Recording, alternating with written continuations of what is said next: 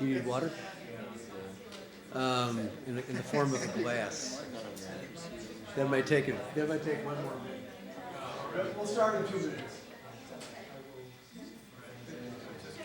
Oh, okay. Sorry. Actually, we'll leave it down here. So are we ready in the back? Okay.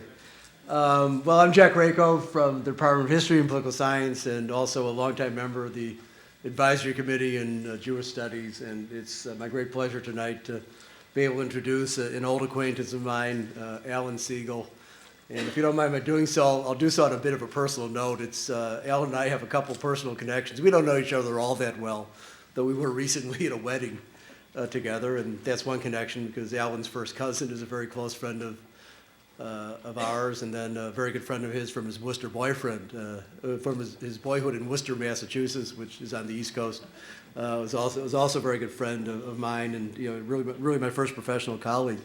And it's been a long-time project of mine as a member of the Jewish Studies Committee to get Alan out here for a lecture. So I'm really grateful, therefore, to our wonderful leaders in the program, Vered Shem Tov and Charlotte von Roberts, to have finally made this possible this year.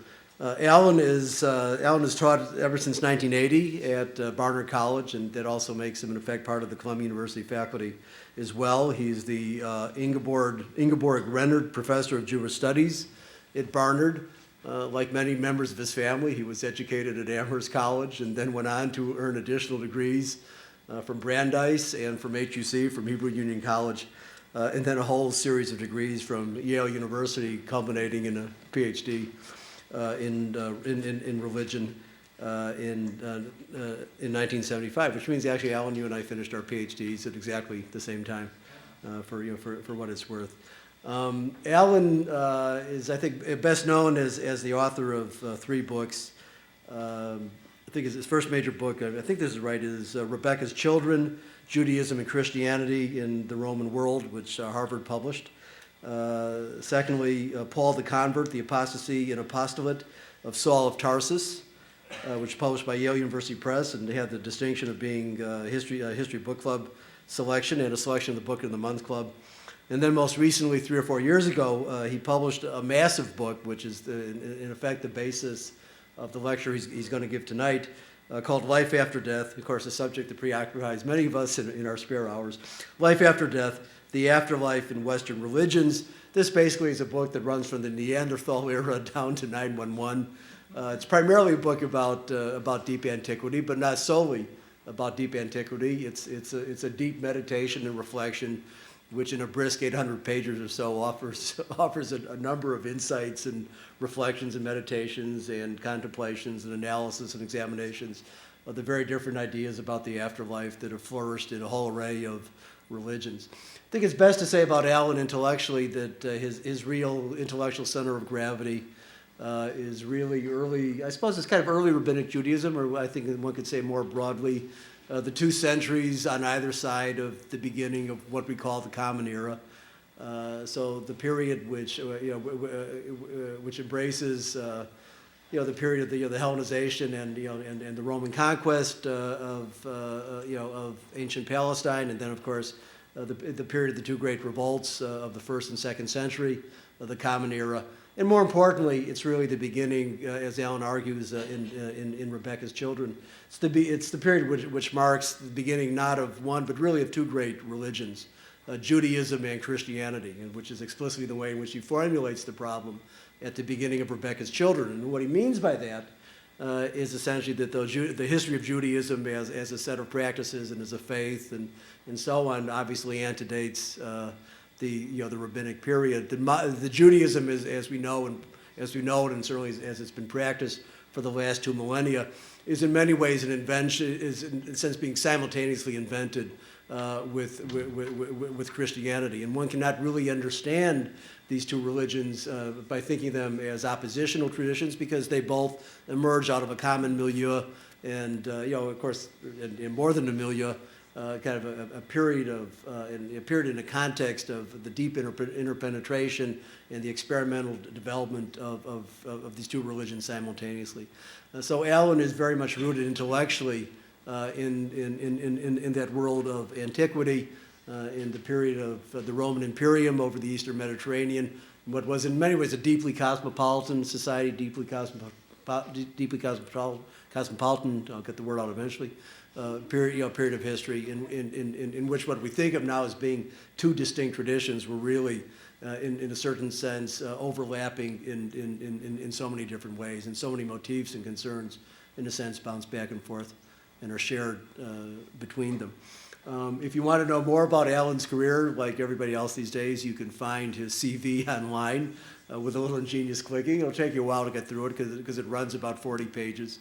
I thought mine was pretty good. I think I nosed into 22 or 23 recently.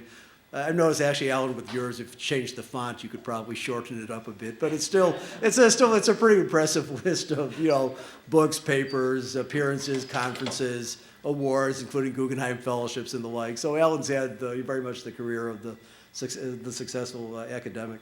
Without further ado, I'd like you to join me in welcoming Alan Segal to Stanford.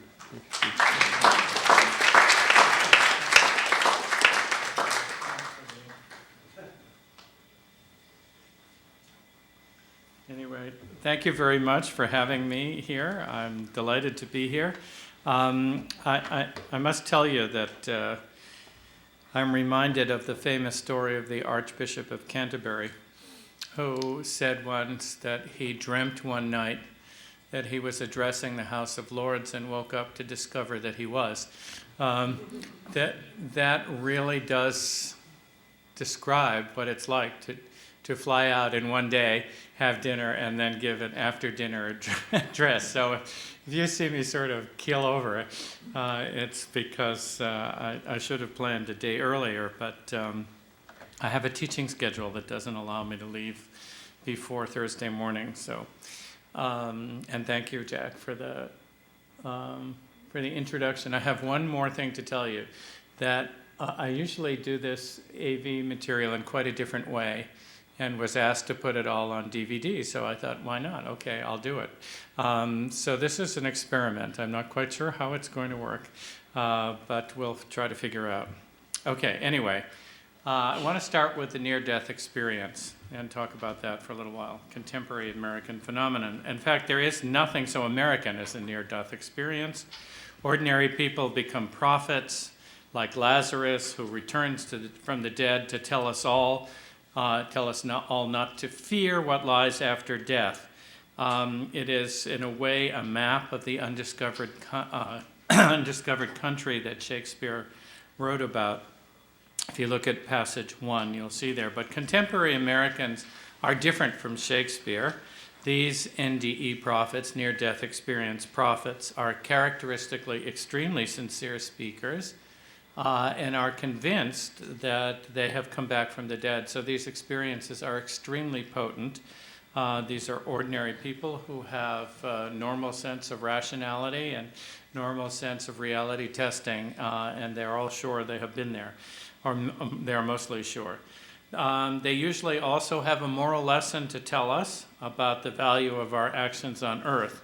According to the Gallup poll, 8 to 12 million Americans have had NDEs, near-death experiences, and a great percentage of them have become prophets for this new morality. Now, that's a sizable American minority. There are more people trying to interpret their near-death experience in the United States than are trying to interpret their Jewish experience. And I'm not even counting the fact that everybody in New York City has had a near-death experience in a taxi cab. So, but popular interest in life after death has never been higher.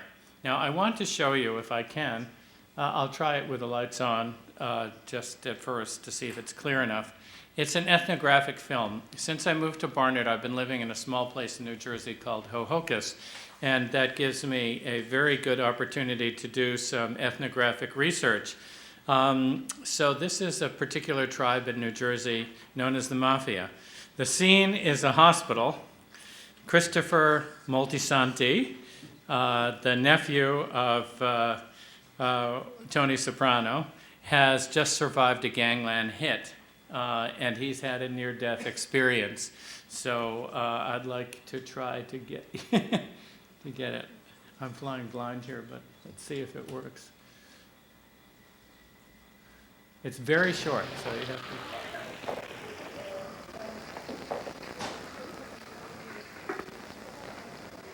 There's Christopher in the hospital bed. Hey, I'm sorry, T. For what? That's I know Tony. you're mad at me. What are you talking about? I'm not mad at you. Nobody's mad at you. I'm going to hell, T. You're not going anyways but home. I crossed over to the other side. You what? I saw the tunnel and the white light. I saw my father in hell. Get the here. And the bouncer said that I'd be there too when my time comes. What bouncer? The Emerald Piper. That's our hell. It's an Irish bar where it's St. Patrick's Day every day, forever. Mikey Palmici and Brenda Falone were there too. They were friends. Those two guys hated each other. Christopher, you gotta relax, okay? You just need some rest. They're friends now. They were playing dice with 2 Roman soldiers and a bunch of the Irish guys. Doesn't make sense. And the Irish, they were winning every roll. All right, so And then maybe Mikey we don't gave have a to. message for both of you. Oh, we don't have a pause. A message. That's interesting. Okay. Anyway, lights on. Okay. So, in case you don't get the New Jersey dialect of English, what's going on there is Christopher is in a hospital bed. He's just been the victim of a rub-out, of which he survived. And he said that he had a near-death experience while he was on the operating table. And that near-death experience, in that near-death experience, he went to see hell. Now, this is very unusual for Americans. If I've been lecturing on the Middle Ages, that would have been the dominant view of people who had near-death experiences. They visit hell and discover there what life is going to be for them when they end their sinful existence. But Americans are characteristically much more optimistic. We think we're all going to heaven. So this makes this rather unusual.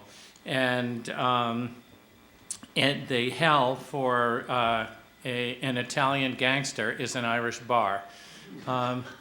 Now, I think that's a deeply insightful thing, actually. I mean, if you or I had to spend the rest of our days in an Irish bar, I don't think many of us would be very upset by that. But if you're an Italian gangster, that seems like really the wrong place to be.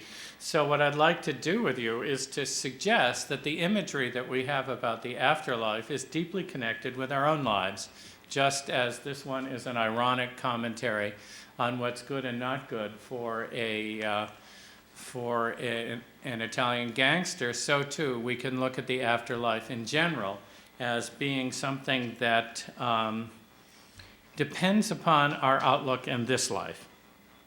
In our boundless optimism, we Americans have banished hell mostly from our religious imaginations.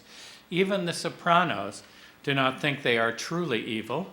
As is clarified later in this episode, they are self-appointed soldiers of war. Hell is reserved for the very evil, as Tony Soprano would say, for the twisted and demented people, for the Hitlers and Pol Pots.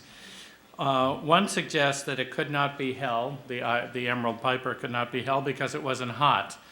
In the U.S., even the mafia expect ultimate felicity, though they may have to do a long term in purgatory, as becomes clear in this episode. They are soldiers of fortune, and they feel that they have to go to purgatory for a long time to expiate their sins, but in the end, they will be going to the same place most Americans want to go. The numbers of Americans who believe in life after death is amazingly high. It ranges from 7 to 10 in some studies to 9 out of 10 people in other studies, practically identical with the figures of a half century ago, and widely interpreted as preventing us from believing there has been any secularization in American life. Now, I will call that into question later on, or in the question period. But those figures are quite amazing. And the first part that's amazing about it is that more Americans believe in a personal afterlife than believe in a personal God. And that is consistent over all the polls. Now, this will greatly surprise the academic community, even the confessing academic community, which stands at great odds with this view. In her recent Ingersoll lecture at Harvard University, Carol Zaleski summarizes the university's objections to immortality in the following succinct way.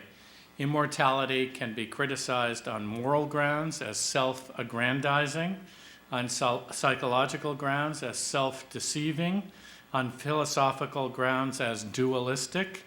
Concern for the soul is faulted for making us disregard the body, neglect our responsibilities on earth, and deny our kinship with the animals, or as my students call them, the life forms. I would observe that if belief in immortality is the self-aggrandizing, its lack among university professors has not ended narcissism, arrogance, or led to wild outbreaks of humility. Nevertheless, in the 60s and 70s, many eminent academics and theologians were of the opinion that ordinary folk in the pews no longer cared about life after death. But a number of important things happened shortly thereafter. A religious revolution led the way in Iran in 1979, but soon religion was resurgent everywhere. We saw it in the power. I can't control this very well. Anyway, we saw it in the United States. We discovered that it had never really disappeared at all. We in the universities had just overlooked an enormous number of religious people in the evangelical and fundamentalist communities. But we sat up and took notice when they began to vote together as a bloc, a phenomenon which I think might have been ended in the last election, but we'll have to see. Lastly, Raymond Moody's book, Life After Life, hit and stayed at the top of the New York Times bestseller list. In this book, he propounded the truth of the near-death experience, that is, that it was actual experience of the afterlife. Many different religious groups now claim the near-death experience demonstrates the truth of their dogmas. It started with the Tibetan Buddhists, who have a phenomenon known as the clear light, and of course the bright light at the end of the tunnel was immediately identified with a near-death experience. But now it's quite possible to find many DVDs available for sale, of course, from various evangelical organizations that demonstrate that the near-death experience is an incipient experience of the Christian heaven. So I can actually show you one of these, or close to it, if I can get back to that screen. So I have to get back to that menu. Here we go. Here's Ned Doherty. I was in the nightclub business in New York and in Florida. I had very successful nightclubs, and I was in a very hedonistic and materialistic lifestyle. I was partying and drinking champagne and going out with different girls all the time. It was a perfect world that I lived in. Well, I got into an argument with a business associate in my nightclub. Listen, don't call me a cheat in front of my friends, okay? I think I can call you And whatever I we want. started Be fighting. calling me a kid. I love bucket fix.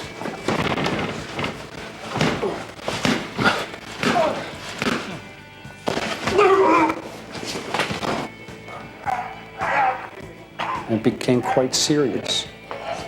And I began to strangle him. And I was pulled away by a security guard.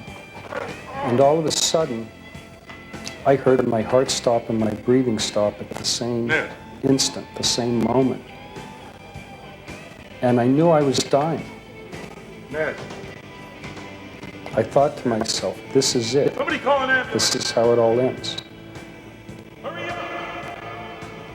I was dead. I heard somebody shouting, "We have no vital signs. We're losing him."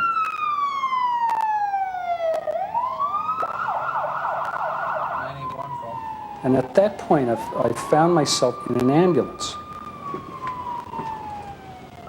I could hear the driver on the two-way radio, and he was telling the hospital that they were on their way with a patient who just coded in the ambulance.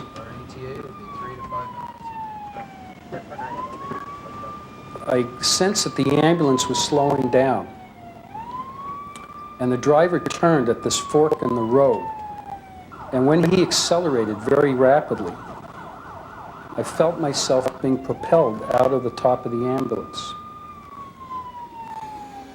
And I was hovering maybe 40 or 50 feet above the ground, watching the ambulance going down this dark road. My view was then drawn up toward the sky, and I watched what I sensed to be a mass of energy forming in the sky right in front of me, like a black liquid, and it created this tunnel effect, like giant waves, like giant ocean waves funneling around. I heard this loud whooshing sound, and then I went up into this tunnel of energy. And as I went up through it, all of a sudden I was enveloped with this bright light, bright golden light, just surrounded me. Then the light became brighter and brighter, and it turned to a pure white light, radiant, beautiful light. And I knew I was in the presence of God. Ned Doherty felt that presence so strongly that he reformed and turned his life around spiritually. On Sensation. Oops, okay. Anyway, next clip. So you can see, this is what it looks like in a Christian confessional environment. We have the near-death experience, as understandable as a universal experience, but in evangelical Christianity, it also takes on the form of a conversion experience. He was converted from his prior lifestyle to a more acceptably Christian lifestyle on the basis of his near-death experience. So this is one kind of environment in which the near-death experience can be interpreted today. And I'd like to sort of take that and first investigate it a little bit and then take it back to the past. There is a sizable minority of Americans who do know what resurrection means, and they believe in it fervently. That's the evangelical community. I want to contrast them with the most of American life, most people in American life, who seem to feel that life after death will be a kind of immortality of the soul. Most of us do think of it in that way. And what's interesting about this Ned Doherty case is that you normally think of a near-death experience as helping to understand a kind of notion of immortality of the soul. So what I'm suggesting is that there are, in effect, two different phenomena. Immortality of the soul, which is a Greek notion and comes from the idea that we discorporate when we die, and our spirits form the center of our identity and go to heaven. That's very easy. That's a very easy doctrine to derive from these near-death experiences. But if you'll notice in this case, what we have is resurrection.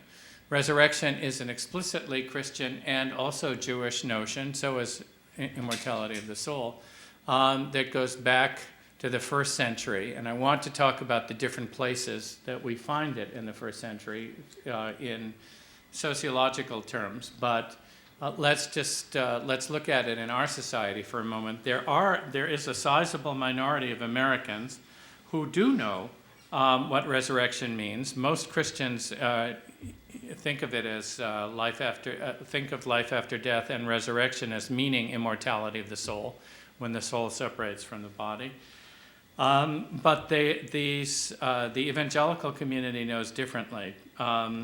They have a very literal view of resurrection, that the body will be reformed after death. It will come together from its constituent elements, and we will all live together on an idealized earth. And that is the core of an evangelical or fundamentalist faith in the United States today. And just last week, a president of Southern Baptist Seminary said that he did want people to be nice, but he thought there were going to be a lot of nice people in hell. So you see what the situation is. It's not enough to be nice. It's not enough to behave well. What you need is to be you need to confess Christ as your Lord, and that is what gets you into heaven. We automatically can translate this remarks into something more social and more obvious. Although he seems to admit that some of us are nice people, he's also obliquely attacking mainline America by damning all of us to hell, essentially. I can't get you in this life, but I know for sure in the next life you're going to get yours. The contrast could not be more obvious. While the mainline of Americans feel that pretty much everyone deserves paradise, the fundamentalists damn everyone who leads sloppy lives and not so, they don't have to invest so much energy in their moral lives or their communal lives to hell. But I assure you, this is an ancient strategy. It both comforts the faithful and excoriates infidels. It validates the harder life of an evangelical Christian who still remembers the original Christian teaching, and it warns the rest of us that there are dire consequences for not getting our lives in order. So what I'm suggesting is most of us in the United States seem to think that American life demands an afterlife for all of us, which is kind of perfected liberty, perfected life, and perfected eternal pursuit of happiness. We see a vision of ultimate felicity. By the way, if you read how Americans describe the afterlife, you will be very interested. There it is, actually. You'll be very interested that it looks a lot like Stanford. That it's a place where you can continue to, it's a beautiful place. I don't know about the flamingos. My computer is going through its routine of changing the picture every 15 minutes, so I guess I have to change that. But every 15 seconds, sorry. But in any event, it looks like a college campus. There's going to be adult education, there's going to be learning, there's going to be humor. Americans think that humor is very important for the afterlife because, after all, humor is the way in which we diffuse cultural differences between us, right? The Emerald Piper continues to live. We all understand why The Sopranos is funny. So what I'm suggesting, therefore, is that most of America thinks of its afterlife as being an immortality of the soul. But the evangelical community has not forgotten the original Christian message, which is resurrection of the body. And we shall see that both Judaism and Christianity in the first few centuries can allow us to think that both of them already existed then. The notion of an afterlife, by the way, is probably older than the human race, depending on how you interpret the grave goods at Neanderthal sites. If you classify the Neanderthals as a separate subspecies from Homo sapiens sapiens, then they are and if you understand grave goods to mean some kind of belief in the afterlife, after all, what are they going to use those spears for? Then it is possible to believe that the afterlife is actually older than the human race. It was certainly well in evidence in the ancient Near East. Egypt, Babylonia, Canaan all left us very well developed beliefs about the afterlife and described to us very significant, expensive, and detailed rituals designed to ease the way of the departed and those who grieved for them. Given the importance of an afterlife to Western religion, it's amazing to note that the earliest parts of the Bible do not concern themselves with any afterlife worth living. The advice of the Bible is curt and practical. You see it in passage 4. Teach us to number our days that we may gain a wise heart. That's Psalm 90, verse 12. By the way, Psalm 90 is the most recognized passage in the Bible for Americans because it has been adapted to the title of a TV show called The Days of Our Lives. So this life with its inevitable death is what the Bible wants to emphasize. The reasons for the silence of the Bible on the afterlife must be supposed because they can't be demonstrated positively. One sensible guess would be that there was an editorial enmity to grant credence to a realm of power in opposition to God. That the afterlife may have been controlled by traditional gods of other cults, and so therefore not discussing it was a way of not mentioning these other cults. But we do see some hints. For example, in the famous story of Saul and the Witch of Endor, which is passage 5, we discover certain things. There was in Israel an abode of the dead. It's usually called Sheol, but sometimes it's called by other names, suggesting a pit or a grave or a waste. It was not a place of reward or punishment. Very like Greek Hades, it was simply the place that all the dead go. It was not, as we call it in the field, a beatific afterlife. On the other hand, Samuel's ghost is called an Elohim, a god.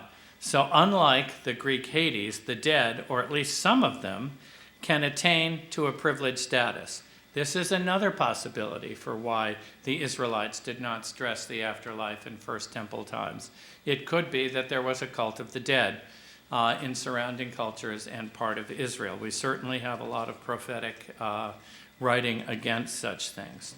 So I think that we can see, for example, that Samuel at least knows the future. He knows that Saul will die the next day. Now, whether he knows the future because he was a prophet in this life, or he knows the future because all the dead know the future, is another thing. We can't figure that out. We do know, by the way, that the Greeks believed that the people who lived in Hades couldn't tell the future. They depended on news from above to find out what was happening on earth. So they were at a faraway, Hades was exactly like a faraway place where you depended on news from, from other people. The Israelites went, when the Israelites went to Hades, they became something that we called Rephaim, or in Canaanite we call them Rapiuma. The Rephaim are what you and I would call ghosts or spirits. And if you have ever visited Jerusalem, you know one of the neighborhoods near the train station is called Emek Rephaim, the Valley of the Ghosts. With this short summary, let's move on to various interesting things in the Bible and go to the Second Temple period. The first clear reference to life after death is to resurrection in the Hebrew Bible, and it's datable to 165 BCE, about a millennium after Saul, but a blink of an eye before the rise of Christianity. And I've given it to you on passage 6. Many of those who sleep in the dust of the earth shall awake, some to everlasting life, and some to shame and everlasting contempt. Those who are wise shall shine like the brightness of the sky, and those who lead many to righteousness like the stars forever and ever. This is Daniel chapter 12, verses 1 to 3. The sign of the resurrection is the arrival of the archangel Michael. It is a time of unprecedented and terrible tribulation. Indeed, the historical scene is the Maccabean revolt, in which Jews were being martyred for the practice of their religion. Only those who need special treatment will be resurrected. Only the very good and only the very bad. The great majority, those in between, are not mentioned. This is clearly the product of a very apocalyptic mind, who sees the end of the world as a time when God will pay back those who have been great sinners and also those who have been supremely faithful. Besides the general resurrection and punishment, there is a very interesting special reward promised for those who make others wise. They are the maskilim. The maskilim, it's hard to know exactly how to translate the word maskilim in Hebrew. It has many different senses over the years, but its basic sense in this context means those who make other people wise. And it appears that that means they are talking about some kinds of teachers among the elect group. So, and their special reward is they get to be stars forever and ever. Kekochavim leolam ba'ed. They will shine like the brightness of the heavens, and they will become either like or as the stars. I think the correct translation here would be as the stars, because in ancient times, the stars and angels had been identified since earliest times. And I believe what this passage is trying to tell us is that the elite of those who will be saved in the resurrection will be transformed into angelic creatures.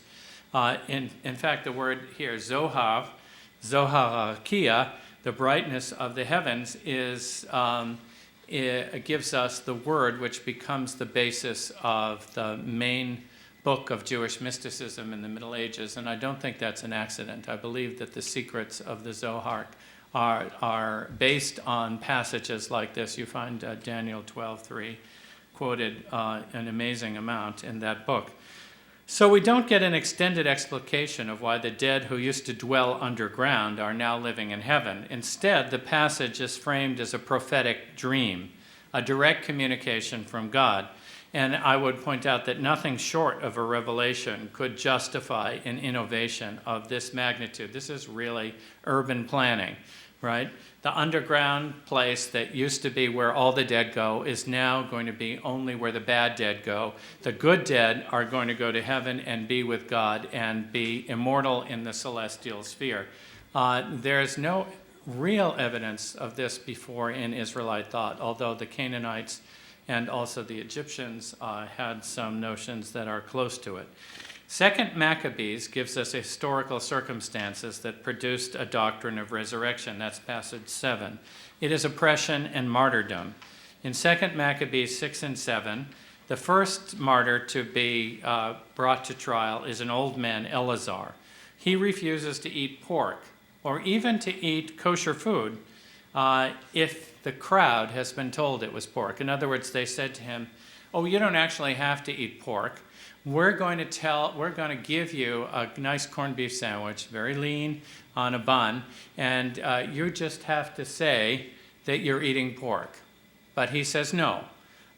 He dies a martyr's death because he doesn't want to make a mockery out of his entire life. Oh, a ferret.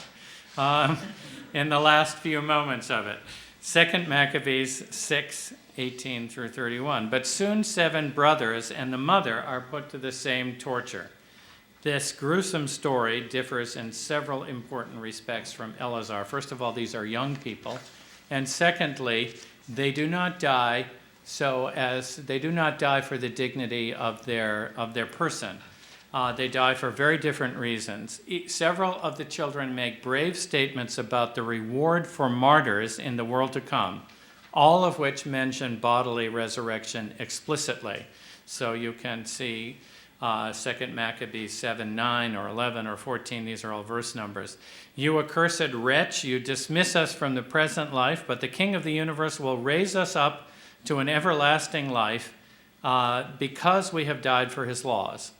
The stories show us an explicit interest in theodicy, the problem of justice, in a new way. God is watching over us and has, in truth, has compassion on us. So the notion is that the afterlife is because of the compassion of God. These martyrs are young people.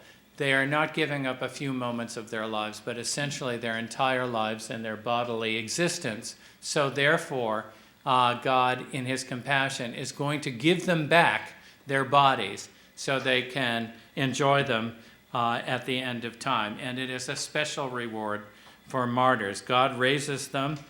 Resurrection protects the promises of God. Resurrection is at first quintessentially the afterlife of young freedom-fighting martyrs. concomitant with the phenomenon is this fascinating theme of transformation into angels. I give you another example of it in 1 Enoch 71, where the ancient hero Enoch ascends to heaven. Now, you probably have never read the first Enoch in your Bible, because it's not in most of our Bibles. It's only in the Ethiopian Church's Bible. But we do know about it. And in 1 Enoch 71, Enoch ascends to heaven and is transformed into something called the Son of Man. This is, of course, very important for Christianity, because Christianity has identified the Son of Man with Jesus. In 1 Enoch 71, it is undoubtedly a literary reference to the heavenly enthronement scene in Daniel 7:13, which is passage 9. You can compare that when two figures in heaven are enthroned in heaven, and one of them is the Son of Man. The other is, of course, the Ancient of Days. The use of this previous scene in this way suggests that it's not an exegetical enterprise, that it's actually a vision that the person had. And this is, of course, a very difficult thing to tell for sure, but exegetical enterprises are commentaries in this period. People make commentaries by quoting a passage from the Bible and then explaining it. That's what a commentary looks like. If you have a vision in which somebody uses the elements of a previous vision but comes up with an entirely new vision, in this case you have two figures in heaven, that seems even almost heretical, then you have to say that this person is having a non-normal state of consciousness and is producing this from his own mind as a vision.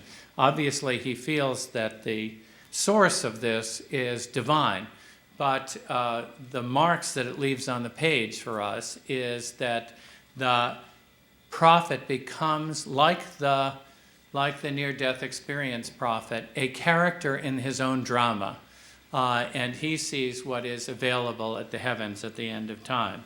So I think that the ancient world had the same phenomena that we do. At the same time, the idea of immortality of the soul was entering Jewish life from the other end of the political spectrum. Immortality of the soul enters with Greek philosophical context. In particular, it enters with Platonic notions. Plato was the person who holds the copyright on the immortal soul. He demonstrated in one of his dialogues called the Phaedo.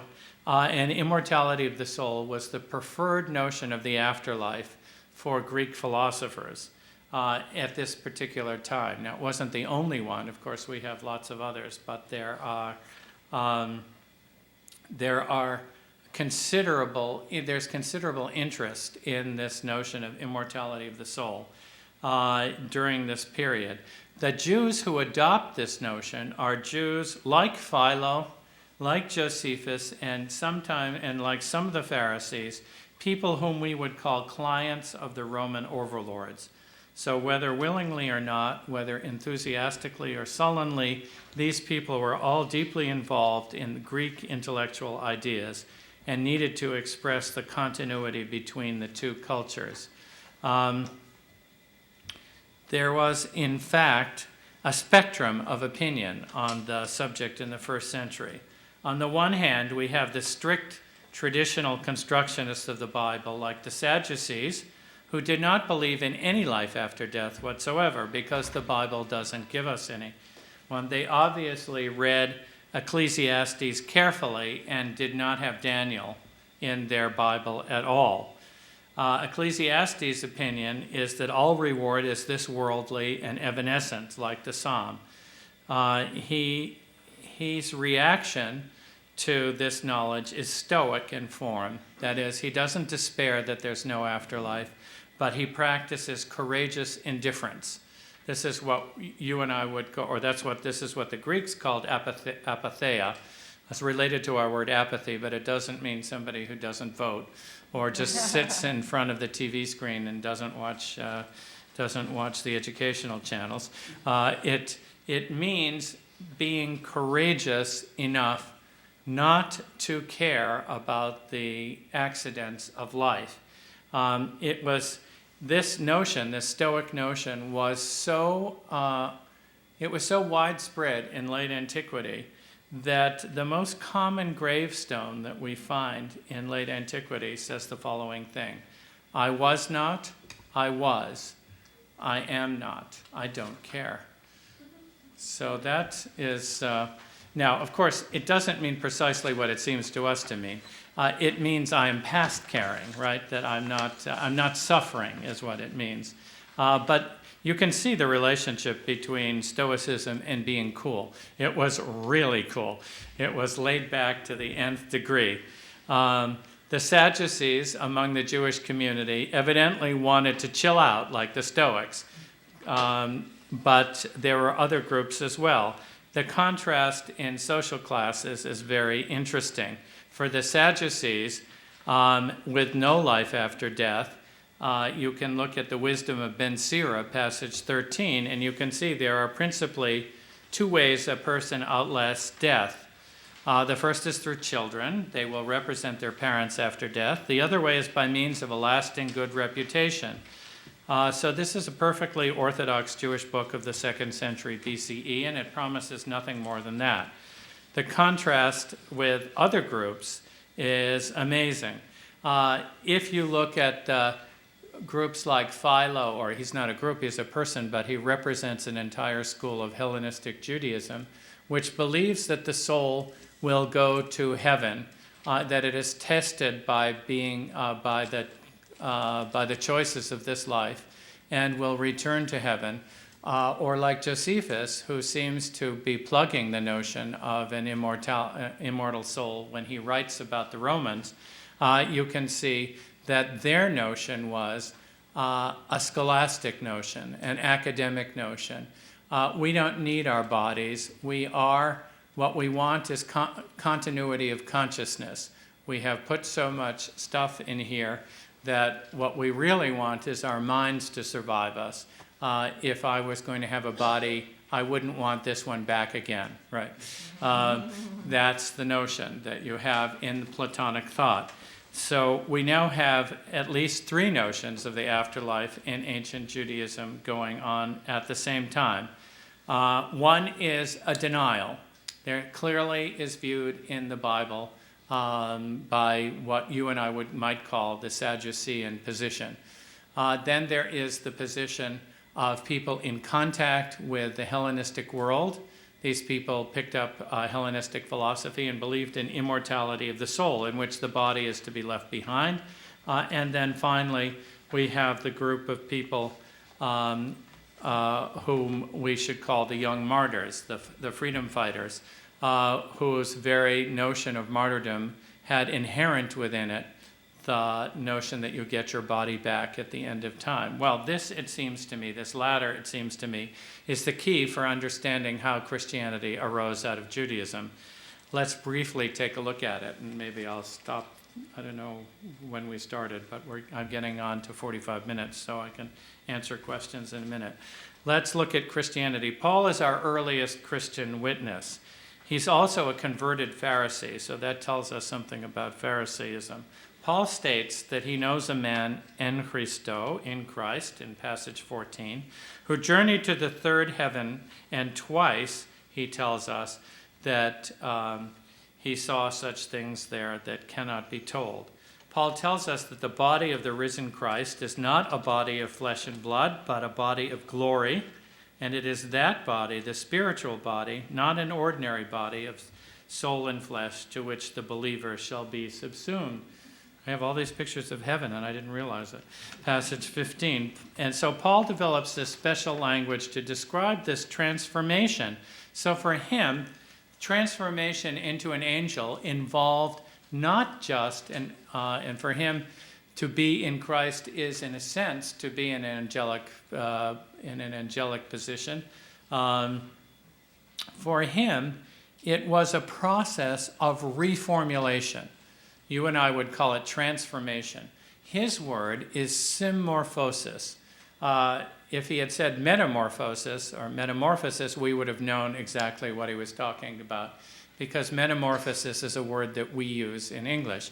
It means to be when one animal has a second stage and is transformed into the second thing. Paul uses a slightly different preposition, and so comes up with being transformed into the same thing as. Symmorphosis means to be transformed with, like symphony is sounds that go together with. It can be translated as together.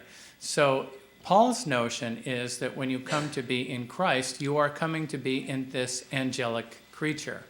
And that seems also to be more or less what the Gospel of John is saying when it talks about a second paraclete who will return. You have to know some of the things about the Gospel of John to understand how they're equivalent. But the Gospels on the whole give us a very different notion. They have no interest in mixing categories of immortality and resurrection. They want immortality. They want resurrection. Faced with the tradition of the empty tomb, the gospel traditions, without exception, side with the doctrine of resurrection of our fleshly bodies. Even the Gospel of John, which has Jesus appear in a locked room, says that this is a physical presence of Jesus. So you can't think of it as a spiritual appearance of Jesus. You have to think of it as actually physically there. And this is underlined by his apostle Thomas, so-called doubting Thomas, who puts his hands in the wounds and demonstrates that Jesus is actually there. So we have in the central part of Christianity, we have the notion of resurrection. And why shouldn't we, after all? Jesus died as a martyr to his group, and so notions of resurrection would have been foremost in the hands of Christianity when they experienced the empty tomb phenomenon. So I'm saying, in effect, I'm saying that the beliefs that we think of as being part of early Christianity come from the apocalyptic Judaism of the time. This is, of course, not news, but it is news to Jews who think that there was no notion of life after death in Judaism, and that Judaism is a totally rational religion. It depends upon whose rationality you're talking about. Some people believed in immortality of the soul, some people believed in no life after death, and some people believed in resurrection of the body. I would suggest that all of these things go into our contemporary understanding of modern Judaism. The rabbis, of course, were considerably more skeptical about the notion of resurrection than were the Christians. The reasons for that could be easily mentioned. First of all, the notion of resurrection garnered a huge heresy in Judaism. And so, therefore, we have to think of them as being cautious about it. The second thing that we should think about is that notions of resurrection and apocalyptic futures immediately were one of the causes of two great revolts against Rome, both of which ended unsuccessfully. So it seems to me the rabbis were much more skeptical about notions of resurrection, and yet they affirm it. All throughout rabbinic literature, we have the notion that righteous Jews, and indeed the righteous of all nations, will gain tchiyat hametim, as it's described in Hebrew, a life after death. The one thing that makes them different from the Christian community, the rabbis that is that they did not work hard at specifying it. They did not care whether it was as a resurrected body or as an immortal soul. You have both of them present. In effect, the rabbis were saying, let God surprise us. He will tell us what we need to know when we need to know it. And instead, let us work on the life that we have. All of this in their own writings. Indeed, the rabbis talk about proving that resurrection exists from the Bible. They adduce 20 or 25 passages in which they seem to see resurrection, and each one of them comes in for a critique, and so only 3 or 4 of them pass. The rest of them are shot down as possible references to life after death. So official rabbinic literature is quite negative to the notion of life, of resurrection, but it does contain it. The converse is true of the liturgy. The liturgy has very bold statements of both of resurrection and of immortality of the soul, and I give them to you on the in the passages at the end of the handout. So what I would suggest that this tells us about ourselves and about them is that our notions of life after death depend very much on how we live our lives and how we think our lives can be perfected. For a martyr, it was to come back and enjoy the body that he had sacrificed for his religious truths.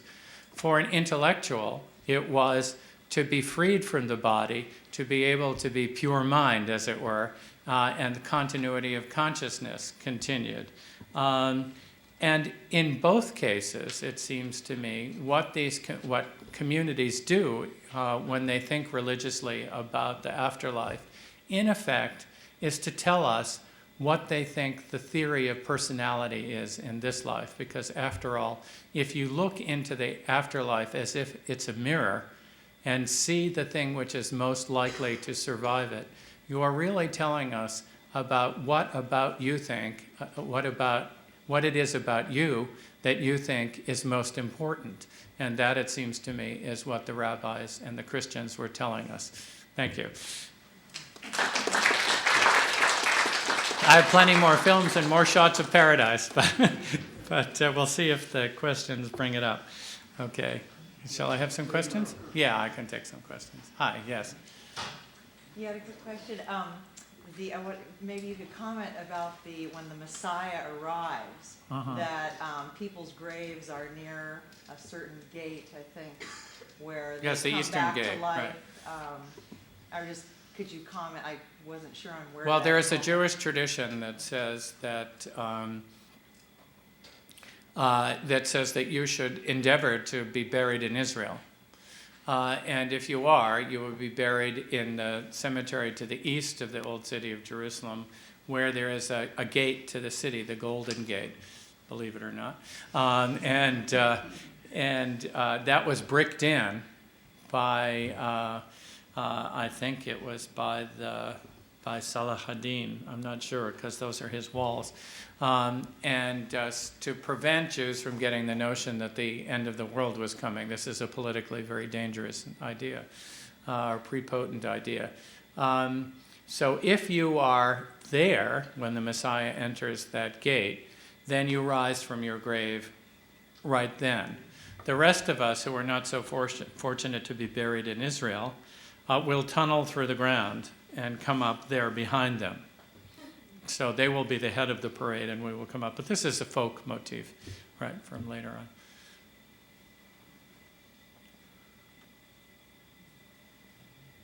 Hi. Hi, most Christian religions have this view, I think you mentioned it, about purgatory. How does that tie into the idea of Sheol? Purgatory is a medieval Christian notion, right? We don't find it in the New Testament. And it appears to be something that you need to help decide where you're going, essentially. And you could go beyond that and say that just as Islam developed the notion of the martyrdom of all soldiers who died in the conquest of lands, Christianity developed the notion that you could work off time in purgatory by becoming a crusader. So it's very much part of the medieval worldview. I mean, obviously, if you're going to hell, you can't get out of hell, but indulgences helped you get out of purgatory. And so the notion that if you fell in the process of reclaiming Jerusalem, let's say, you could work off time in purgatory. Functionally, it's the same thing as saying that if you die in the service of the armies of Islam, you'll go directly to heaven. The difference is that Muslim heaven is a lot more fun than Christian heaven. Yeah.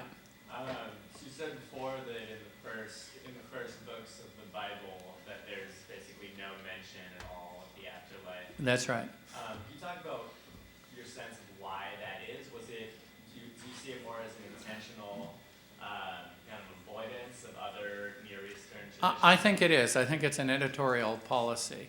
Because if you look at the archaeology, you see that Israelites are buried in exactly the same way that Canaanites are. The tombs are often so alike that we can't tell the difference.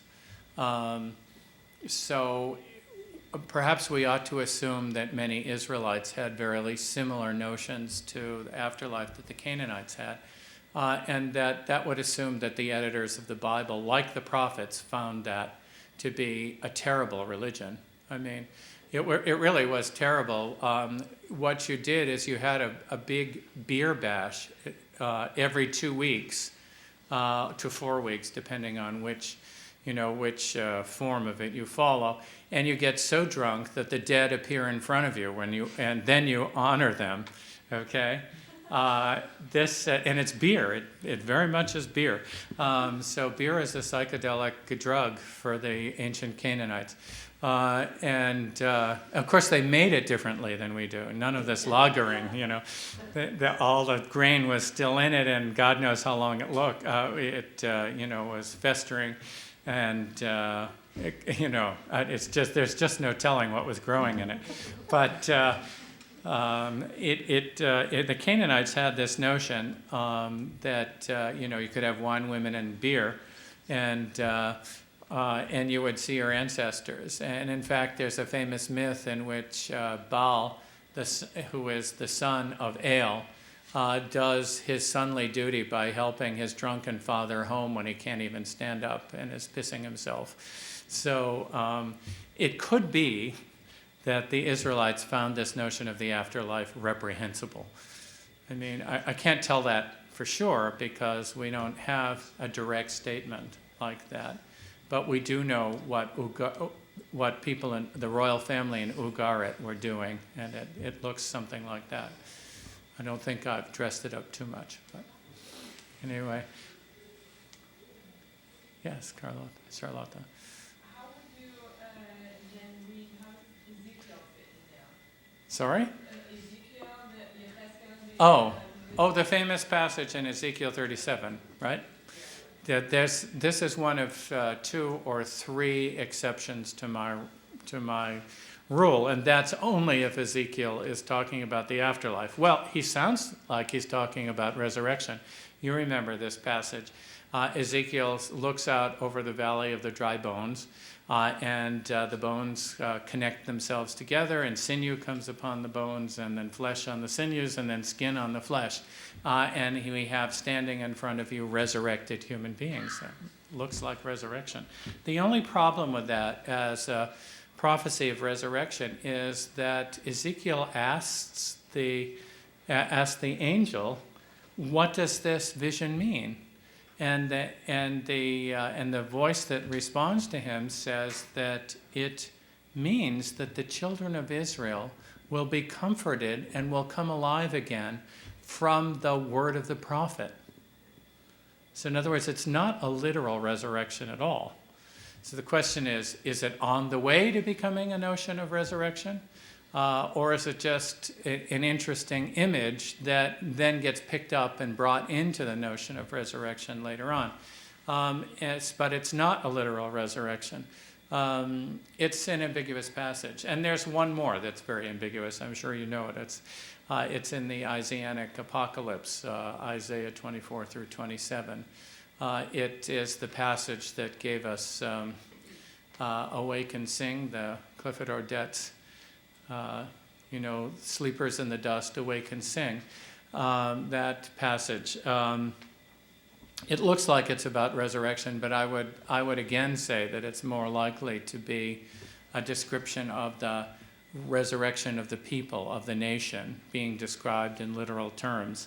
Now, once resurrection is part of the society, then the words that the prophets use become part of the description of resurrection. The dead are described as sleeping in the dust, and so resurrection is described as waking up. There's the dew of resurrection that the rabbis are very fond of talking about. All kinds of things that come from these passages, but I don't think, it's very hard to believe that those were literal resurrections in their context, in that historical context. Sure, Jack. Alan, so if I follow your framework here, so the basic distinction is between the notion of the immortality of the soul, essentially Greek, and then the notion of physical resurrection, which you trace, I guess, in part to the Maccabees passed on. Right. It enters Jewish life in the Maccabees. Where it comes from, we don't know. It doesn't come with a footnote. Okay. But so the first can take place for all of us at any time, and that's just, it's kind of right. mysterious destiny. The second seems to call for a kind of a joint experience, and therefore has more of an apocalyptic collective quality to it. And the second one, therefore, sounds like you need, it's with the second one that you need more of a, less of a general philosophical statement, I suppose, right. and some kind of end of days. Oh, I thought you were asking about why not both. Because I think what you said is correct. The contemporary notion in Christianity and in many, teachings in Judaism is, yes, let's have both. We'll have immortality of the soul until the end of days, and then we'll have resurrection of the body. It was the 4th century that synthesized the two of them. Augustine comes prominently to mind when you think of people who believed that the stories could be connected to each other. But until the 4th century, they were opposing. And indeed, the Christian church fought very strongly against any notions that Jesus' death was a depiction of immortality of the soul. And you can understand why with a moment's thought. Immortality of the soul, according to the Greeks, was a natural property of every soul. And so why would you need Jesus? The best he could be is an example of a natural process. Whereas if Jesus were bodily resurrected, he was the first human to have done that. So the church, the Orthodox Church, that is, opted very strongly for resurrection of the body. Other kinds of Christians opted for immortality of the soul. We usually call them Gnostics. But anyway, yes? In resurrection, is it thought that the soul separates from the body, and in immortality, that the soul does not separate? No, it's the other way. In resurrection, you just fall apart in your constituent parts, and then God, at the moment of the end of days, brings you back together again. And one of the things that they say in that passage in 2 Maccabees is, have no doubt that he can do this. God created the world from nothing. He can recreate you from a few bones and some ashes, right? And that, in fact, is the first reference to creation from nothing. Everybody says that it's a philosophical concept, but it isn't. It's an analogy that demonstrates the proof of resurrection. And in immortality? Immortality of the soul is exactly what you described. When you die, your body goes back to its constituent parts, but your soul, being an immortal idea, goes to the realm of the ideas. And you could call that by any name, any number of names, the Elysian Fields, the islands. The Greek islands are very paradisial. I should also note that this notion of paradise that has sexual content in it, that is so characteristic of the Quran, also exists within Christianity and Judaism. So I think the Muslims grow a lot better at describing it than we do. But, I don't want to sound unfair, because I'm not. I'm really a very good student of Islam and stand very much as a beginner, even though I've had some Arabic. But it does seem to me that if you believe that the world you are going to get when you die is 72 virgins, that probably you're a teenage boy, right? Because people with more sexual experience know that 72 is ridiculous. 3, and not virgins, thank you. But you understand what I'm saying, that it's another illustration of the fact that what we see for our future lives is a reflection of what things are like in this life, perfected. And of course, Islam goes through the same kinds of issues. Resurrection is characteristic of the Quran, and Greek philosophy comes in very quickly thereafter. So there are lots of Muslims who throw out Quran. So there we have it. I had to try this more often. I could be the John Cage of lecturers. Anyway, I'll stop there for a moment and let those of you who want to go home do so. So when we talk about the transportation of the soul, we have one set of images. So Alan's undergone a different kind of transportation day, which is he started the day at Newark Airport and then flew to SFO and is now lecturing here tonight. So sure be happy to take a few of our questions afterwards if anybody wants to stay around. But in the meantime, let's thank him for a wonderful and very stimulating lecture. Plus the slideshow. It's been great fun sharing my